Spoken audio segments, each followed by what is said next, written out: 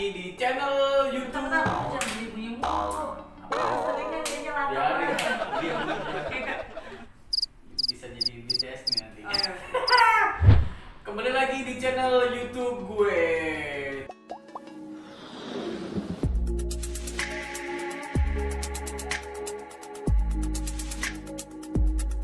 Kemarin sebelumnya udah gue yaitu acara adalah Tunas News. Nih kayak di sini nih. Ini acara baru gue nih. Tuh. Ya mati bu. BTS lagi tuh. Iya mati nih. Maklum ya, jadi ini adalah programnya yang kita buat sendiri di kantor. Jadi gua sedikit agak jadi host yang agak rapi ya. Kadang gini agak rapi, tapi nggak apa-apa lah. Di program ini gua mau cerita bagaimana kemarin kan ada banyak banget DM yang masuk nih.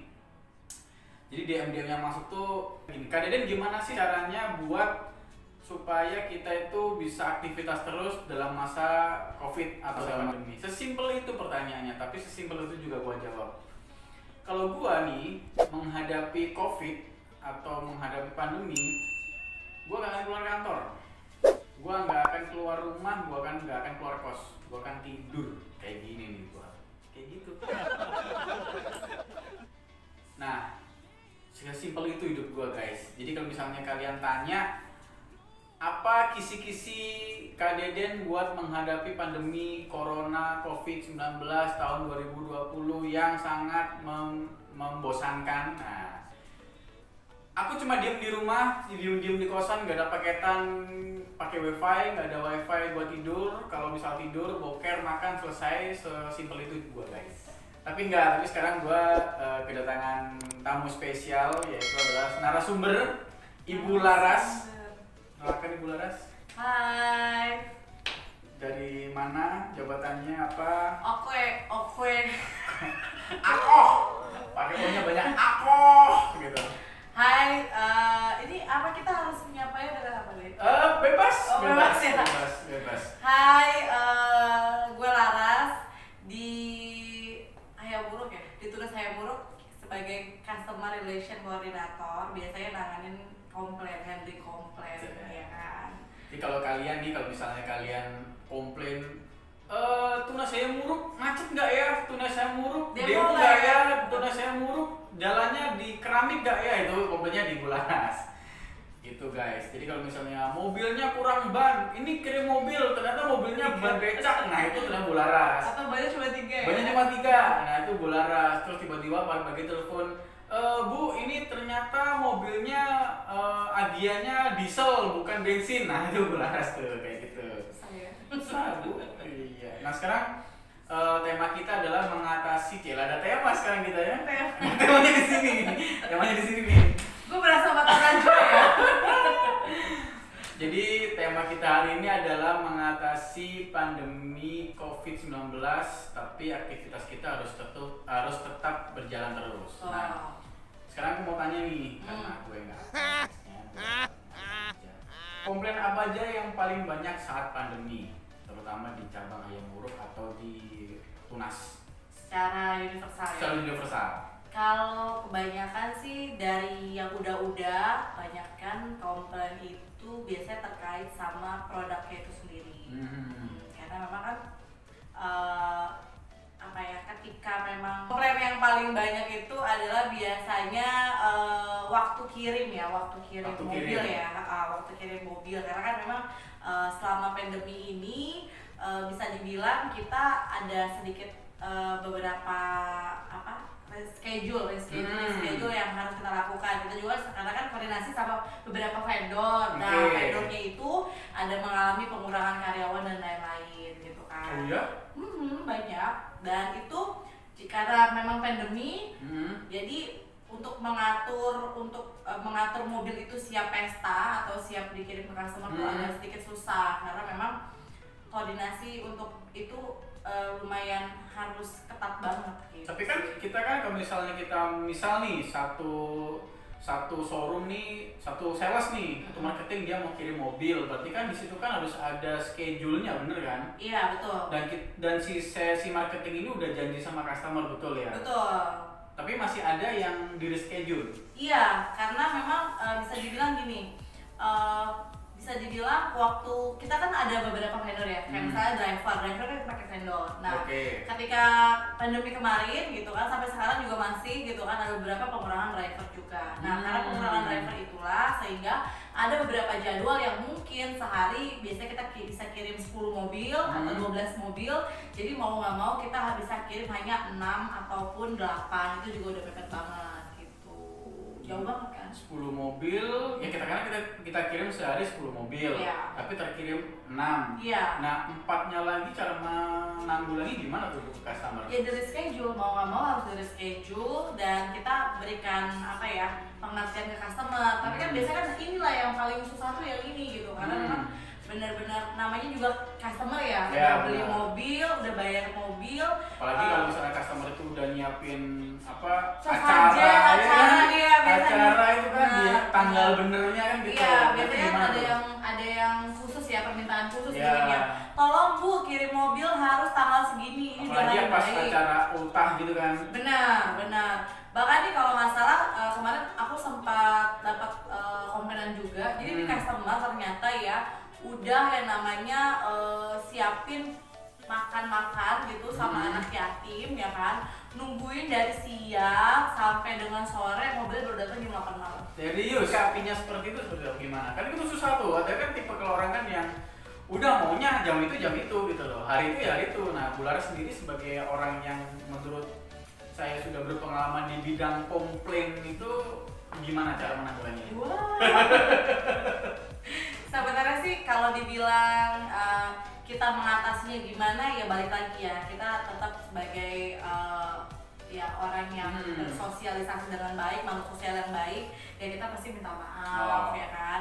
Ya intinya sih banyak-banyakin minta maaf juga sih ya, karena kan memang bisa dibilang ya mau nggak mau kita harus terima dengan keadaan yang begini gitu kan. Mau kita ganti vendor nggak mungkin dong, mau kita minta tambah lagi ya nggak mungkin juga, karena memang dari pihak vendor sendiri udah yang namanya mengurangi itu kan.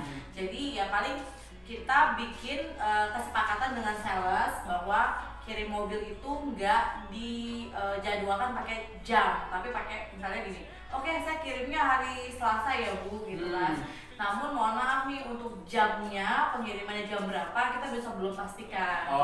Gitu. Jadi udah diedukasi dari mulai awal sebelum pengiriman ya? Ya betul gitu, karena memang kalau nggak diedukasi ya balik lagi kayak tadi tuh kan, yang nunggu-nunggu tadi gitu kan. Mungkin awalnya kirim mobil jadi jam 2 siang, karena acara jam 2 siang, customer maunya gitu, total detailnya jam 8 malam gitu. Makanya kita kalau bisa sih jangan menjanjikan waktunya ya, karena memang bisa dibilang ya berat ya.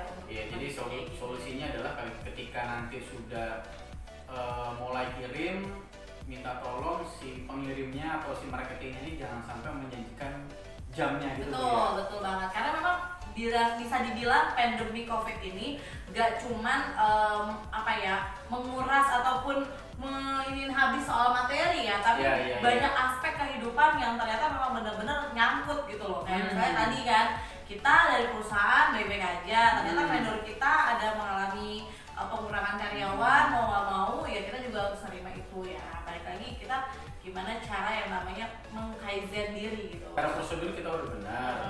Kita yang menyikapi keadaan ini. Iya, agak kewalahan gitu kan. Karena kan ini bisa dibilang ya it's about pandemi gitu kan. Semua orang mengalami, bukan hanya kalian penonton di rumah, bukan hanya kita sebagai orang yang bekerja, sebagai orang yang di bidang jasa juga kan. Jadi kalau misalnya kalian komplain dengan apapun itu, jangankan kirim mobil, kalian pesen makanan lewat Gojek online aja kalian misalnya telat, kan pasti komplain kok loh. Tapi kan kalian nggak tahu di jalan itu ada hujan, ada ban bocor segala macam. Yang atau penting bahkan antri loh, social distancing sekarang tuh benar-benar parah loh di beberapa restoran kan gitu. Jadi mungkin nggak cuma terkendala sama kita doang sih gitu. Ya, yang paling penting kan kita sudah mengkonfirmasi kalau misalnya ada kendala seperti ini. Kalau kalian tidak menyadari itu ya kita juga nggak bisa apa-apa gitu loh. Karena kalau misalnya kayak Bu Laras ini dia yang menghandling semua komplain, sehari juga tidak komplain itu aja gitu. Iya, banyak. Dan kalau misalnya kalian netizen ini kalau misalnya ada yang komen biasanya kan, ya itu kan kerjaan lo kan dibayar buat itu. Bukan itu poinnya. Kita saling menyadari aja gitu. Akan ada saatnya ketika kalian jangankan ngirim barang, ngirim apa, kalian balas chat WA kalian, teman kalian aja. Kalau kalian nggak responsif, kalau kalian nggak cepet balas, kalian pasti dikomplain kok. Betul. Iya kan? Kalau nggak dipasang status, emang aku koran. Nah, emang koran. Baca doang kagak dibalas gitu. Nah, itu sesimpel itu gitu. Kalau misalnya kita kecilkan atau kita kerucutkan ke kehidupan kita gitu loh. Nah, kalau cara yang kedua selain minta maaf, kita coba bikin program di kantor bahwa customer kalau bisa ya disarankan untuk ambil mobil ke kantor. Jadi supaya kita bisa yang namanya menschedulekan tanpa driver kan, jadi cukup di kantor seperti itu.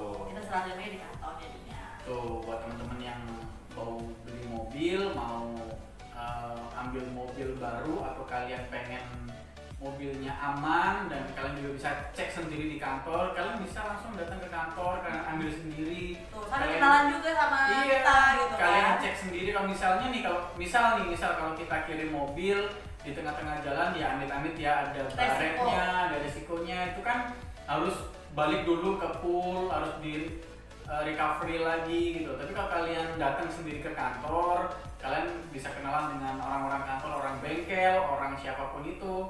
Kalau misalnya mobilnya di starter enak, Mas ini kurangin. Nah, langsung ditangani di hari itu juga gitu loh. Sebenarnya sih sarannya begitu ya. Sarannya memang ketika beli mobil, kalau bisa nih teman-teman datang ke showroom untuk ambil kendaraannya sendiri. Nah, gitu. Karena memang bisa dibilang lebih enak ya, kita lebih kenal, lebih tahu gitu kan. Dan satu lagi disarankan Mas Deden kalau bisa kirim mobil ataupun pembelian mobil itu dikirim mobilnya dengan STNK. Karena kalau nggak pakai STNK ya bingung sendiri ya kan. Benar. Gitu. Nah, lebih simpelnya sih gini sih. Jangankan beli mobil ya, kita beli handphone aja kita harus datang ke counternya gitu. Kita harus datang ke gerainya. Misal kita mau beli handphone A, kita harus datang nih ke situ. Bener nggak nih speknya ini? Bener nggak nih aku dapet itu? Apalagi beli mobil yang harganya ratusan juta. Kalian aku hargai kepercayaan kalian kepada marketingnya. Aku percaya kalian pada si drivernya. Tapi kan lebih enak lagi kalau misalnya satu keluarga datang, oh ini mobilnya, ini warnanya sesuai, banyak 4, setirnya masih ada, audionya masih bisa, kan lebih enak gitu loh. Itu sih bagus sih program itu sih gitu loh. Jangan lupa follow Instagram aku juga, share ke teman-teman kalian kalau kontennya bermanfaat. Kalau nggak bermanfaat nggak usah di-share, tapi di-skip aja gitu ya. Oke, itu aja Bu Laras. Ya, yang baik diambil, yang buruk dibuang ya guys. Untuk lebih lengkapnya dan jangan lupa begitu lagi like, comment, dan subscribe. Thank you Bu Laras. Terima kasih bro, boleh masuk konten ini. Thank you buat kalian yang udah nonton ini